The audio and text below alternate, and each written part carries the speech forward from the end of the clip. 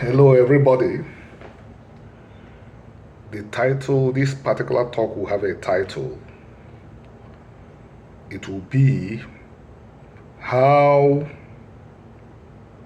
There Could Be Peace Between the Igbo people and the Yoruba people, or how trouble could be averted in the future between both peoples. I was just going through my feed, my timeline, when I saw this. What I'm going to read out now, it was posted by one Igbo, Chetam Obilo, and the writer was a Yoruba, Adade Mola Adetayo. He wrote, if you ever see David Adeleke, aka Davido, or his cousin, be read as Yoruba men, you are lost. This is what you get when you are a Yoruba man. Or this is what you get when you, as a Yoruba man, marries an Igbo woman. If you have ever committed that error in your life, for the sake of our collective future in Yoruba land, please ensure the children you got from that marriage are married to Yoruba men, women. In that way, you still have a chance to correct the error, perhaps in the fifth generation. The figure, Davido, he is a successful Afrobeat star. He mentioned wedded 2 days ago to an Igbo woman.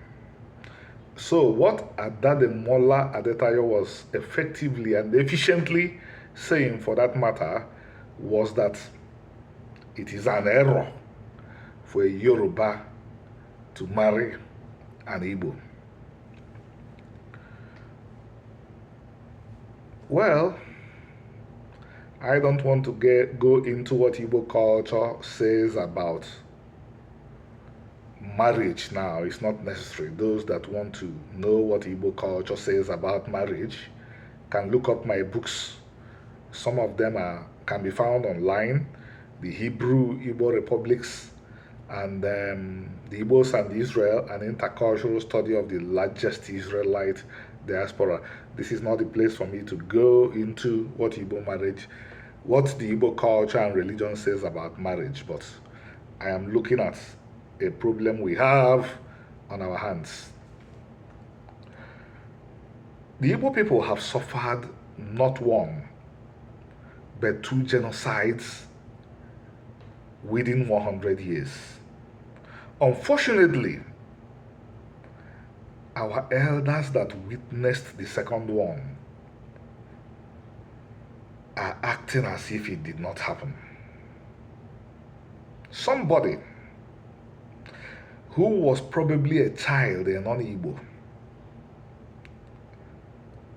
or not an adult, has been going about Nigeria talking about the lands Igbos possess outside the Igbo territory. He doesn't take care to mention that Igbos bought those lands. People that are not very well educated, already hateful of the Igbo people, listen to this, and what they hear is that Igbos come to their lands and seize their lands. Because this figure, a medical doctor, does not talk about the Igbos having bought those lands. There is no single inch of land outside the Igbo land that any Igbo owns that he did not buy. But Igbo elders and leaders are not rising up and telling the people that are effectively inciting populations against the Igbos We have been down that road before. We have suffered genocide before. We don't want a repeat. I don't see the leaders of the Igbos taking this necessary step.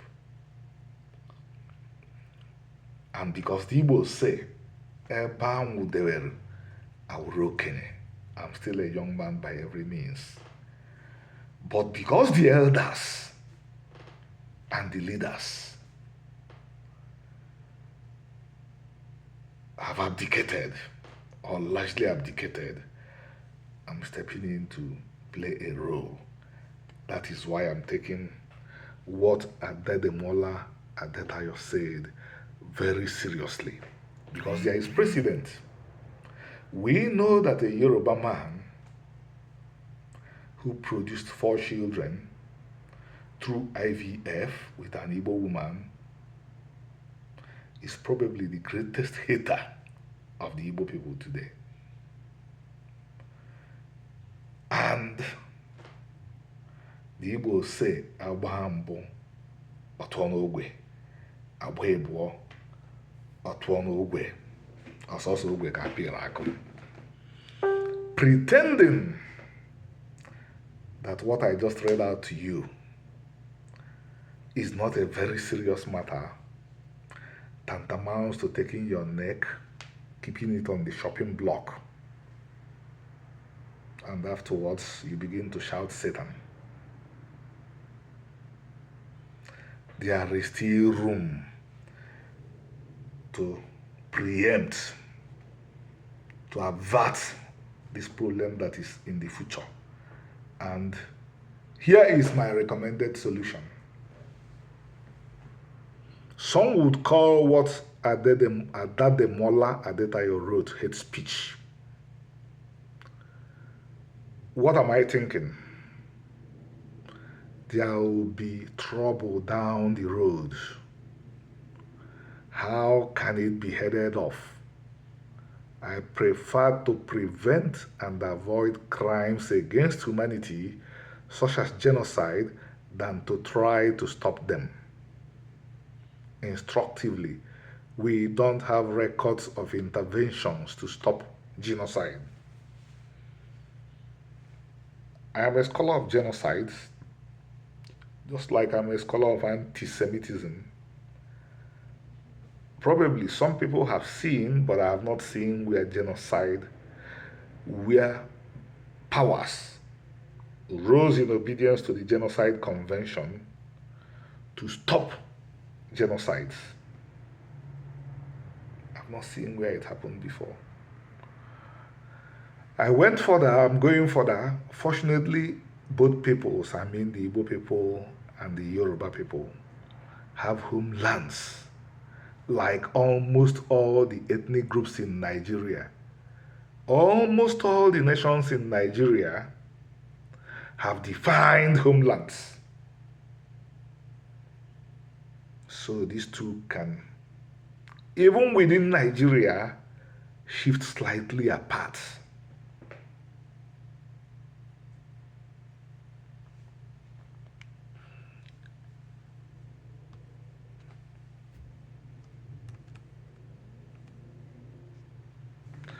Probably, bloodshed will be averted if more Igbos look eastward. I cannot talk to Yorubas except on certain levels. I can talk to them, I can appeal to their basic humanity, but I can talk to the Igbos as of right. And I'm talking to the Igbo people as of right now. We still have a homeland in Nigeria. I know it's not easy to even think about what I'm thinking now. A huge number of Igbos have convinced themselves that the land is lost, that the people are lost. I can't blame people for thinking this way, because as a scholar of ancient Igbo history, I have always known that what is happening now would happen.